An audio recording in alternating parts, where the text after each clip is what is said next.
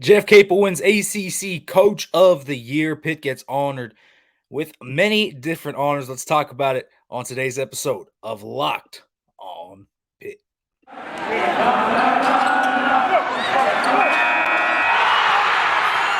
You are Locked on Pitt, your daily podcast on the Pittsburgh Panthers, part of the Locked On Podcast Network, your team every day.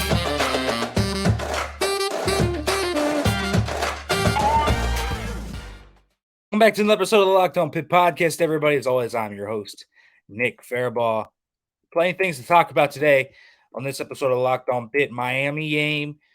We got so much to break down on this episode, but let's kick it off with some positive news for the Pitt Panthers after their long season.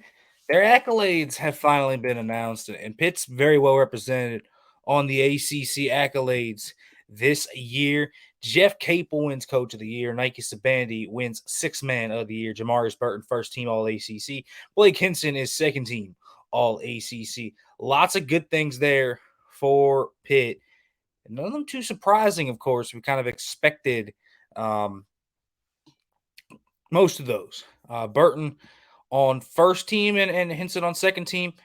You could have argued maybe they were going to slide down one in either direction, but nope. They're all there. And Pitt is looking good on the postseason watch lists, if you will, with these resume builders for their team. They are well represented in the ACC voting. And listen, when it comes to all this, right, like if you told anybody before the year, to me, that Jeff Capel was going to win ACC Coach of the Year, I mean, they would have told you were off your rocker. And rightfully so, where Pitt was at that point. Even after Brooklyn, where they were 1-3, had just been blown out by Michigan, had just been beat by VCU, if you would have told anybody that Pitt would win any awards, I largely think I don't even think just this, not just Coach of the Year, but any awards, let alone 4 different accolades and representations on these lists. I think most people would have told you you were a little crazy for it. But yet again, this team just keeps proving everybody wrong. This team continues to just defy the odds. And Jeff Capel deserves every single bit of praise he gets this year. Yes, he's had his rough moments. We understand this. But he has weathered a storm at the beginning of the year, turned the team around, and then he has come back and built a team that went 14-6 in the conference and is just far exceeding expectations to any level. Doesn't really matter what you thought they were going to do. They are doing something no one thought they would do, and that is true. This team is absolutely outproducing what everyone thought they would be. And that makes this quite exciting to me. Because Pitt right now is in an area where a lot of things are just gravy. You know, that obviously they're hoping to make the tournament. But let's not lose the fort. Let's not lose the sight at the end of the tunnel. Right? You can get caught in the minutia, the trees in the forest. But what about the forest itself? That forest wasn't supposed to be there. And it is. Because Pitt has vastly outproduced anything we thought they were going to do this year. This team was picked 14th in the preseason poll, and they finished 5th. I mean, that in and of itself is a huge overachievement, let alone 14 wins in the conference. I mean, that alone, I don't care how bad you think the ACC was. That alone is merit for celebration for Pitt. They far exceeded every single expectation. And that's really where this comes into me. This team deserves it. And I feel good for Nike Sabandi. And I want to talk about him as that sixth man of the year. You have to feel so good for Nike Sabandi. Man, it's just been a long, arduous road for this kid. I mean, comes in from Miami, Ohio. The NCAA doesn't approve his transfer till midway through his first season in Pittsburgh. So he doesn't get a full season. Then it wraps back around to his second season where the team is just depleted and he has to be one of those leaders.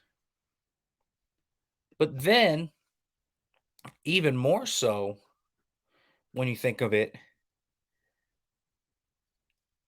he tears his ACL. And so he has to come back from a major injury on top of all this adversity. And he does. And he looks really bad the first few games, right? Everyone was like, oh boy, if Nike looks like this, Pitt's in trouble. And then he comes out and he plays as well as he did all year. That's the impressive thing about Nike Sabandi to me. He just defied every odd. And that's this is a remembrance of sorts for the journey he's been on in Pittsburgh. From Miami, Ohio to now. It is a token of that, of his journey, and that it was worth it. It's validation for it. And I hope Nike Sabandi kind of takes this award with a lot of pride because it really shows exactly what he's about and how important it was for him. And of course, even more so when you look at Jeff Capel's journey too. Not an easy 4 years here to start off, and then just turning around this team when he's had his back against the wall on the hot seat. All of this is just so unlikely. It really is. All of it is so unlikely. And so when it comes into fruition now, everything lines up like that, and they defy the odds. It really does feel like validation. Blake Hinson being a great transfer, hadn't played in 2 years. Burton transferring all around from Wichita State to Texas Tech, now to Pitt, finds his validation here too. It is just kind of a culmination of a journey and a real representation of the team Pitt has built thus far on the season. Now, I want to keep discussing this season a little bit and where they are after the full ACC schedule. We know what their record is now, and kind of where they stand. I want to talk about that. I want to talk about that Miami game because boy, can we talk about it. But first, folks, want to let you know about Built Bar because if you're looking for a treat, but you don't want all those fat and calories to go with it, you got to try a Built Bar. Folks, listen, if you want to eat a little healthier, Built can do everything you want. Built is actually tasty. It's healthy while being actually tasty. And seriously, they're so delicious, you won't even think they're good for you. But why are they so good? For starters, they're covered in 100% real chocolate. 100% real chocolate. That is right. I am not joking about that. They've got crazy flavors like churro, peanut butter brownie, coconut almond, and so much more. They taste like candy, but they're only 130 calories with 4 grams of sugar while carrying 17 grams of protein. And listen, you can order them on built.com if you want. But you can also go to your local Walmart or Sam's Club. At Walmart, you can pick up a 4-bar box of cookies and cream, double chocolate or coconut puffs. But if you're close to a Sam's Club, you can run and grab a 13-bar box with hit flavors, brownie batter, and churro. You can thank me later on those. Make sure to check out build.com for more information. All right, folks, let's talk about this team now. It's been a great season. Everyone should feel very happy that Pitt's even where they are. But the Miami game, oh boy, it was right there. It was right there, folks. And yet, they didn't quite get it. Blake Hinson couldn't quite sink it. And so it It just was so frustrating for Pitt because they win that and they're 100% in. But they lose those last two games, and I told you guys why Notre Dame was a must win. They had to win that game in order to lock it in. They aren't locked in yet.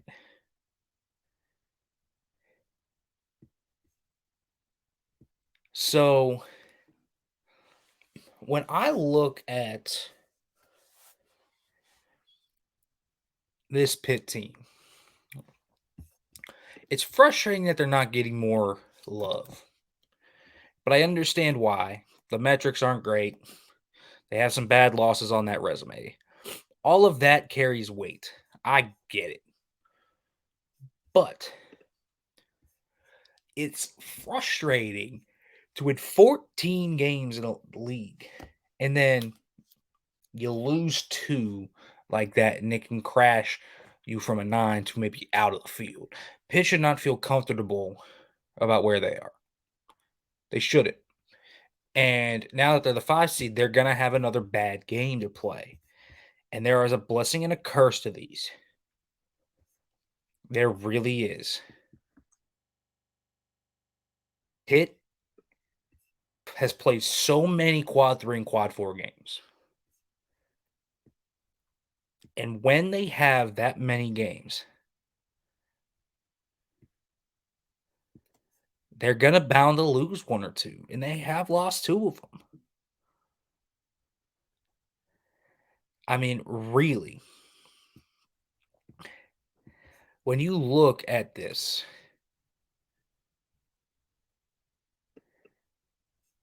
this is a season that just continues to frustrate. And Pitt's had some frustrating games recently. Yes, rebounding against Miami was a big cause for that loss. Free throws against Notre Dame was a big cause for that loss. But when you look at this team,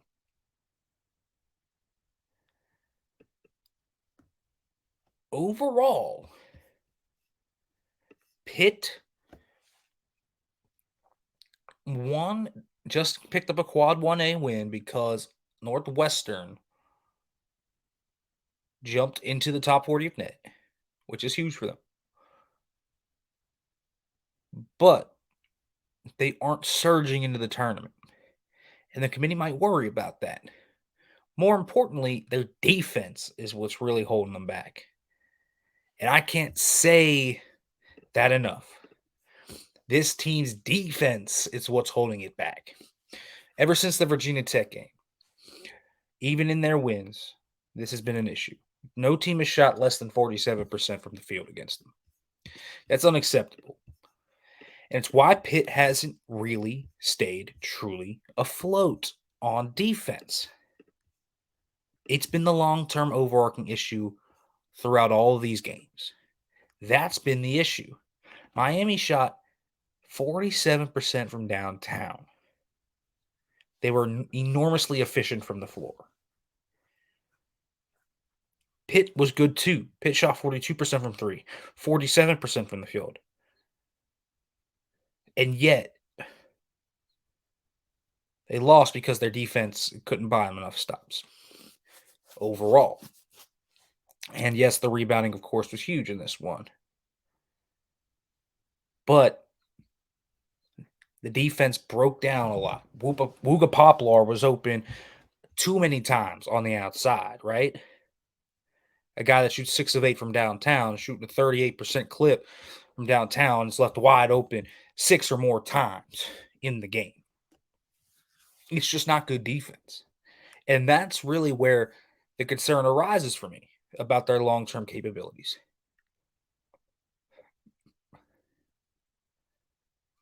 So really,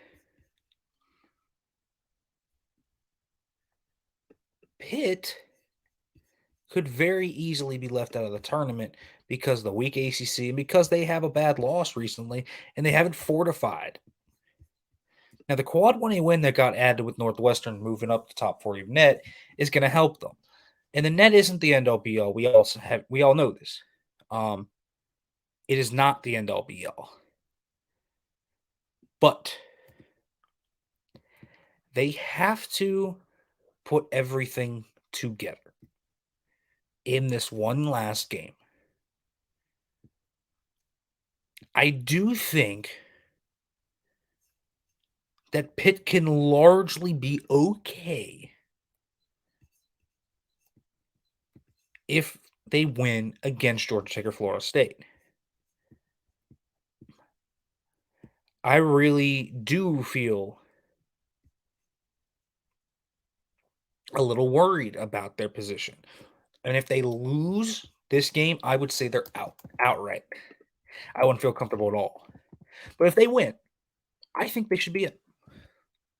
I've just said that before. One win, I don't really care who it comes against. I think they're going to be in. It's just hard to keep out a 22-win ACC team. It is. Then I look at Wake Forest last year, though, and they got left out. And they won 25 games, and they were 13-7 in the conference. But they had some really bad losses on that resume, too. So I never know. It's tough to get a read on this team. It's tough to get a read on what the committee's going to think because Pitt has a better resume than Wake did last year. And Wake lost their first round game to a bad Boston College team. So I believe Pitt really needs to win this game. They cannot suffer bad loss because then they're very similar to Wake's kind of resume. So really, when you think about where Pitt has to go from here, win on Wednesday, whether it's Georgia Tech or Florida State. A team that loses to Florida State twice is not going to make the tournament. A team that loses to Florida State, Notre Dame, and Georgia Tech will not make the tournament. It's just that simple. You can't have that many Q3 core losses when comparing against the rest of the field. And ESPN even now has them, for example, all the way down at last four buys. They're hovering around with Mississippi State, Penn State, Boise, Utah State, Nevada, Rutgers, Oklahoma State, Wisconsin, Arizona State, Providence, Michigan, all these teams. They are in a danger zone, but they're above that group. They're still above that last group, slightly. They're not quite in the muck just yet. What gets them in the muck? That is exactly what a loss would do. Gotta win. Gotta win this ACC tournament game. And then, whatever. The Duke game is great. I've been very vocal. I want to see Pitt play Duke. I just want to see them handle their length. I want to see how they do in that game. So they could get that opportunity that I've been wanting to see. But also, I just want to see this team come out with intensity, play a solid game of basketball, and get right. There was this players-only meeting, apparently, that was kind of floated out there, Blake Hinson and Jamarius Burton. I want to talk about that in tomorrow's episode and the significance of that and why I like that. But when we're looking at where Pitt is after that heartbreaking Miami game, it was a good game they played on the road. It was a very tough game to win, but they almost did it. But it's the Notre Dame game that should really be messing people's heads up in that Florida State game. All of that should make people worry. But they need to beat Georgia Tech. And quite honestly, and this is my thought on everything, when you take into account Jeff Capel's Coach of the Year strategies and how he's been able to bounce back this team and fully kind of get them going and get this team up to snuff, I think it's possible that Pitt can absolutely come back and win that game. Everything should actually indicate that they would win that game. Why? Because of what Pitt has been able to do this year. But nothing is certain. Nothing can be certain. And so Pitt really needs to come together for this one last game, notch that last win, and dance on Sunday. I think they will dance if they win. If they win 2 games, they're in. But I think that they win one, they'll be 22-10, and they won't have another bad loss. I think they have it. They have some really good road wins. NC State's a good road win as well. But this team has perseverance, resilience, veteran leadership. That is exactly what Pitt has to avoid. Bad loss. They have to win this game. And if Coach of the Year, Jeff Capel, puts everything together, and I think he will, they should do it. All right, folks, I want to talk about this players only meeting, what Pitt needs to do to get right, and how important it is that they knock off whoever they play on Wednesday. It's all coming up tomorrow on Locked on Pitt, folks. As always, thank you for listening. And as always, hail to Pitt.